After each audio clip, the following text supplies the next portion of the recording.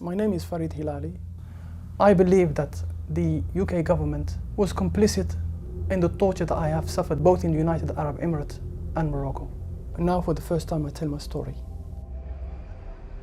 Farid Hilali was born in Morocco and lived in London between 1989 and 1998. In 1999, he was arrested whilst travelling through the United Arab Emirates. There, he says he was tortured for nearly 4 months. He alleges that after a week of beatings, a British Secret Service agent turned up to interrogate him and that Britain had ordered his torture. When I was in prison in the United Arab Emirates, a white, tall Englishman came from London to see me, to interrogate me. He introduced himself to me. He said, he didn't say his name. He said, I represent the British government and we know everything about you. And I came here to ask a few questions.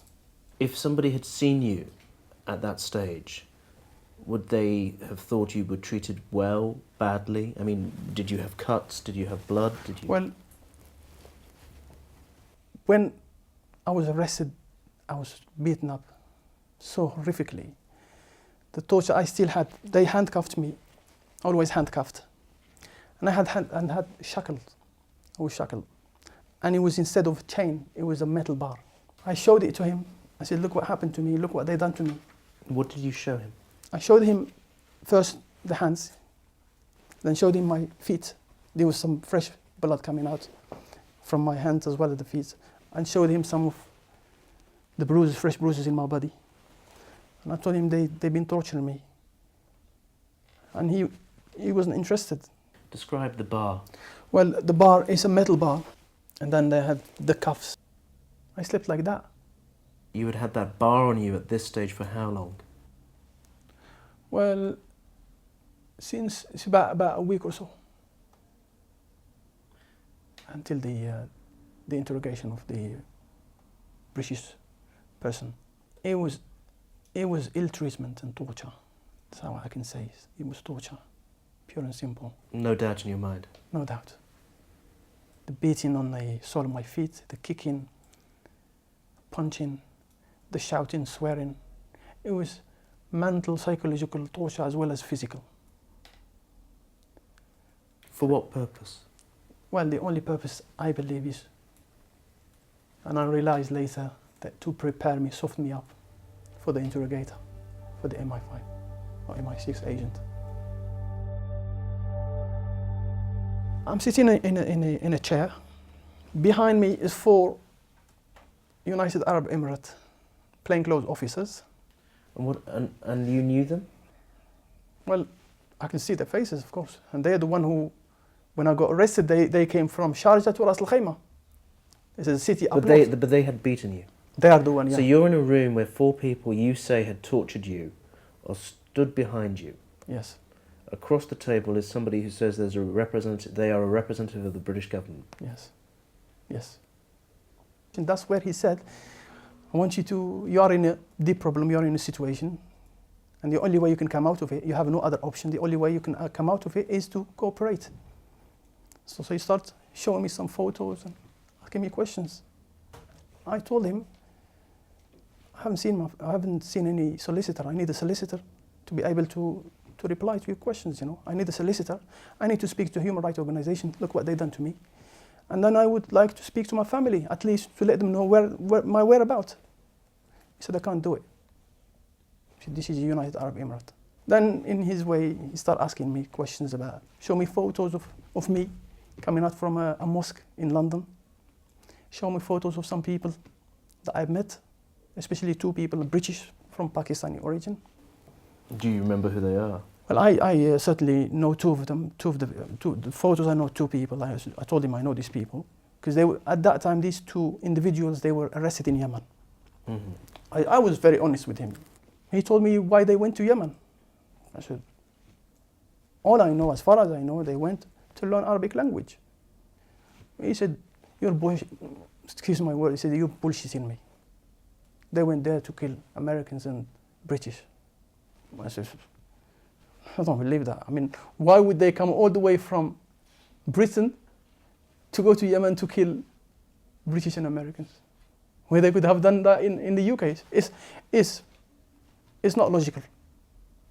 What were the questions about? Well, I remember that the focus was on about the people in the UK, about Abu Hamza, for instance, about Abu Qatada. It's all about these things. Nothing to do with the United Arab Emirates. What were they asking you about Hamza and Qatada? What sort of questions? Well, they said that first they wanted to know what was their activities.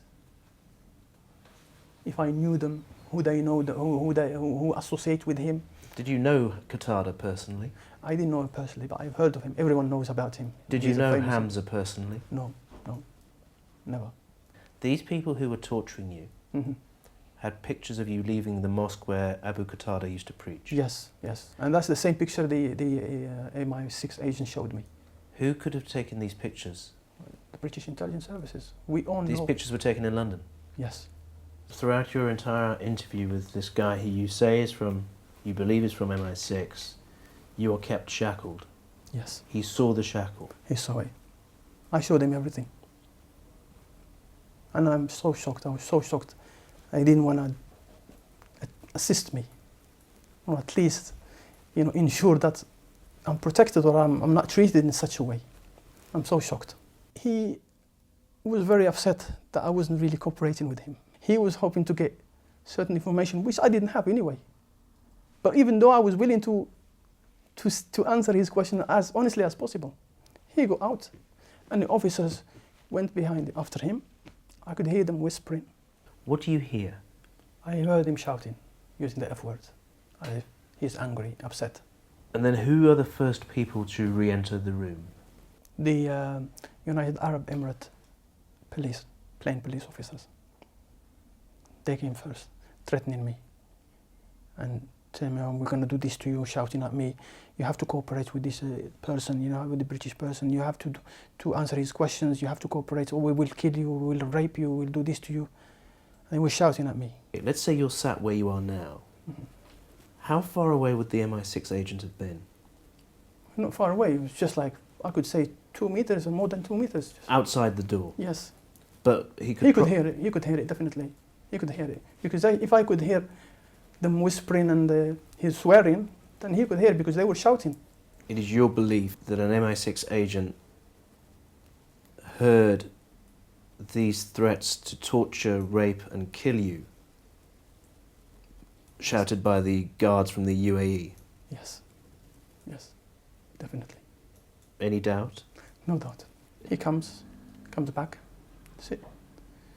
He was like looking nervous, not calm but nervous.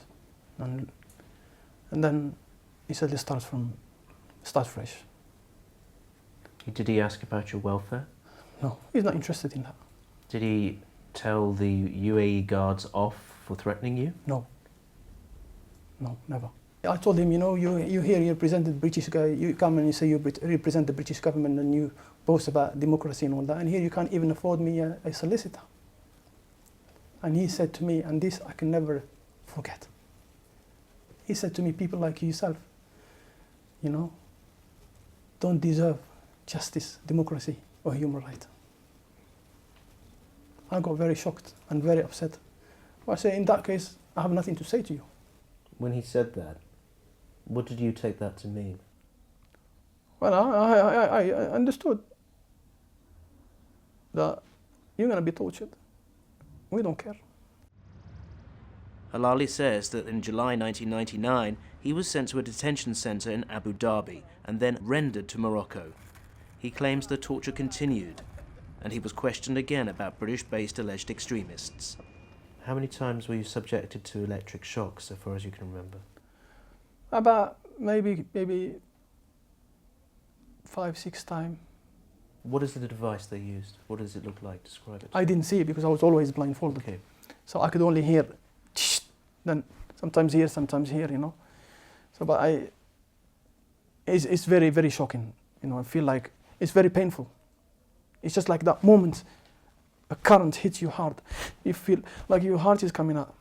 And the questions they asked you in the second country, Morocco, yes, where you were again tortured, was to do with what country? Most of it with the UK as well.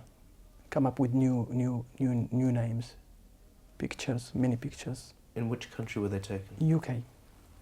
Do you believe these pictures had been taken by whom? By the British. By the British. I believe so.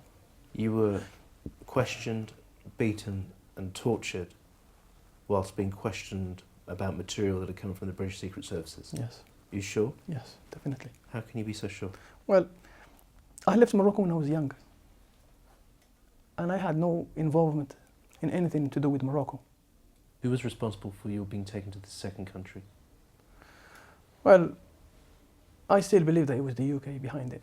You think the UK asked for you to be rendered? Administrative rendition, yes. I believe so. Hilali's troubles weren't over. Spain accused him of involvement in the 9/11 plot against the United States. They requested his extradition, and in 2008, Britain handed him over. In March of this year, a judge in Spain released him on bail. Hilali's biggest fear now is that Spain will deport him back to Morocco, where he will be tortured again. Do you think you could identify that person again? If I'm given a photo of him, I would recognize him, because I can never forget that picture, that face. This is an incident that I still recall. Even the interrogation I still recall. Torture is acceptable by the British government. They condone it, in a sense. And I believe they instigated it, in my case. They were instigators. And they know torture is wrong, but still, all they were interested in is information. They don't care how this information comes out, from how, whether through torture or duress. All they wanted is information. So I believe, in my case, they were complicit, they were behind it, they instigated it. I believe it is torture by proxy, or you can say this outsourcing of torture.